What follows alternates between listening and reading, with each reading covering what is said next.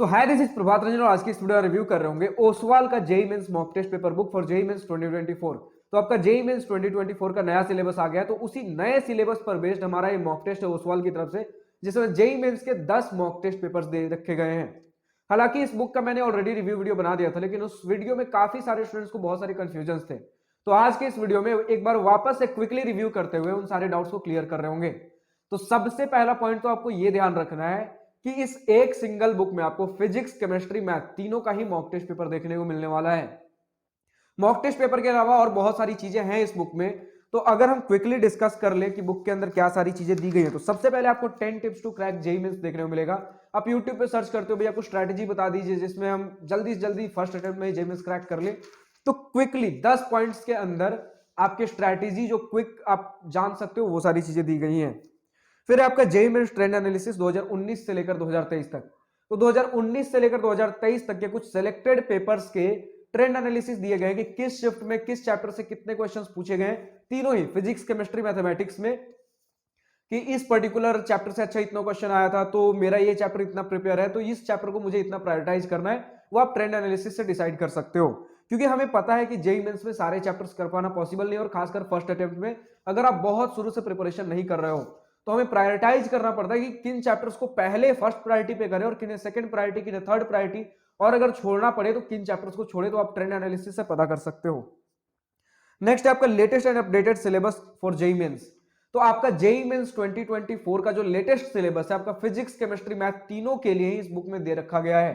तो सिलेबस के लिए आपको कोई अलग से पीडीएफ डाउनलोड करके बार बार मोबाइल खोलने की जरूरत नहीं, एक जगह आपके पास बुक है, आप टिक मार्क करते हुए जा सकते हो, अच्छा ये चैप्टर हो गया मेरा, ये टॉपिक हो गया, ये टॉपिक और बचा हुआ है, तो वो बहुत बढ़िया चीज है। फिजिक्स, केमिस्ट्री, मैथ वापस से बता दूं तीनों का ही दे रखा गया है। नेक्स्ट आपको मिलेगा माइंड मैप और नेमोनिक्स, फिजिक्स, केमिस्ट्री, मैथ तीनों का ही।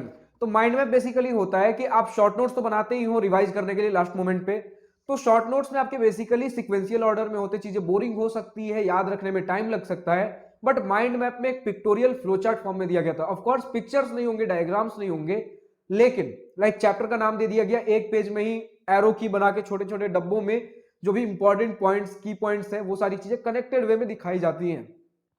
तो इससे एक इमेज बन जाता है, पूरे चैप्टर का एक पेज में एक इमेज छप गया कि अच्छा यहां पर ये था ये था, तो हम बोलते हैं पिक्चर डिपिक्ट्स 1000 वर्ड्स।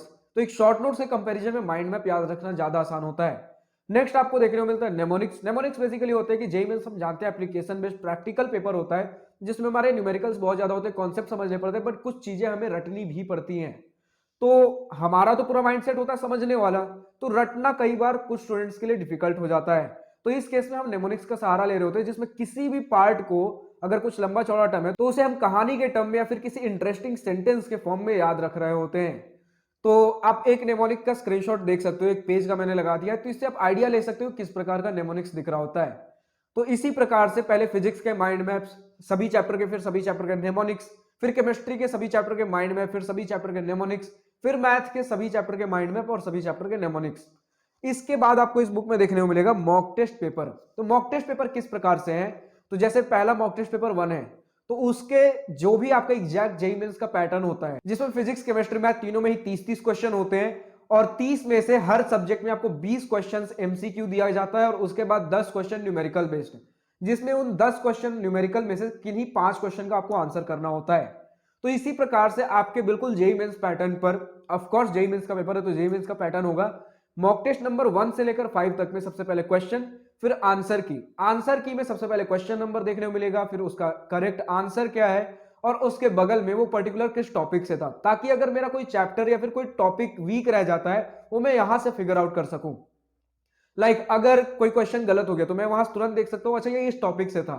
तो कई बार होता है कि किसी मॉक टेस्ट में नंबर कम आ गए तो सिर पकड़ के बैठे हुए कि अरे यार मेरा तो ये पूरा जेईई मेंस ही खराब चला जाएगा, बट इससे आप फिगर आउट कर पाओगे कि नहीं मेरा पर्टिकुलर ये चैप्टर वीक है, तो या तो अगर मेरे पास टाइम है तो इस चैप्टर पे फोकस करूं, और नहीं तो इसके अलावा जो चैप्टर्स ऑलरेडी से मेरे स्ट्रांग है उन्हें ज्यादा प्रायोरिटाइज करूं अगर मेरे पास समय कम है तो।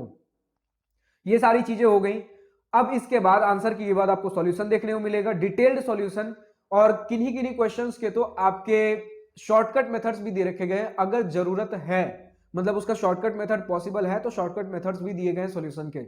इसके बाद मॉक टेस्ट नंबर 6 से लेकर मॉक टेस्ट नंबर 10 तक आपको उसी पैटर्न में क्वेश्चंस और आंसर की देखने को मिलेंगे, और फिर सॉल्यूशन की जगह वहां पर एक क्यूआर कोड दे रखा गया है। क्यूआर कोड स्कैन करोगे तो आपको उसका डिटेल्ड सॉल्यूशन मोबाइल पर देखने को मिल जाएगा। अब मुझे लगता है कि बहुत बार ओसवाल ऐसा करता है कि कुछ सिलेक्टेड पेपर के सॉल्यूशंस दे दिए गए और कुछ का नहीं दिया गया, इससे नंबर ऑफ पेजेस कम होते हैं तो आपके लिए प्राइस कम हो जाती है। यहीं पर एक फैक्टर आता है कि लोग पूछते भैया ओसवाल, दिशा, अरिहंत, इन सारे बुक में से किसे हम प्रेफर करें। तो देखिए, आप ऑफ कोर्स ओसवाल का रेट ज्यादा होता है दिशा और अरिहंत के कंपैरिजन में, लेकिन जब भी हम प्रीमियम सेगमेंट की बात करते हैं, चाहे वो हमें एक बुक में ही सब कुछ सारे रिक्वायर्ड मटेरियल्स, चाहे आप पीवाईक्यू का बुक ले लीजिए, मॉक टेस्ट पेपर का बुक ले लीजिए, mind map, mnemonics, revision notes, ये सारी चीजें हमें देखने को मिल ही जाती हैं। इसी के साथ आपको बेटर बुक का क्वालिटी, इसी के साथ आपको बेटर जो हम बोलते हैं सॉल्यूशन की एक्यूरेसी, कहीं पर एरर्स तो नहीं है, वो सारी चीजें हमें ज्यादा ओसवाल में, मतलब ओसवाल अपने प्रीमियम क्वालिटी के लिए जाना जाता है, चाहे वो हम किसी भी रूप में बात कर लें। बट अगर आपको अफोर्डेबल रेट चाहिए तो ऑफकोर्स आप दिशा, अरिहंत के साथ भी जा सकते हो। तो यही सारी चीजें थी इस बुक को लेकर। अब अगर आपको ये बुक परचेस करना हो तो डिस्क्रिप्शन में आपको इसका अमेजॉन और ओसवाल लिंक देखने को मिल जाएगा, तो वहां जाकर परचेस कर सकते हो। आज के इस वीडियो में इतने ही। अगर वीडियो पसंद आई हो तो लाइक शेयर सब्सक्राइब दिल खोलकर करिएगा, और अगर कुछ दिल की बातें, कुछ मन की बातें लेकर बतानी हो या पूछनी हो तो कमेंट सेक्शन आप ही के लिए तो है।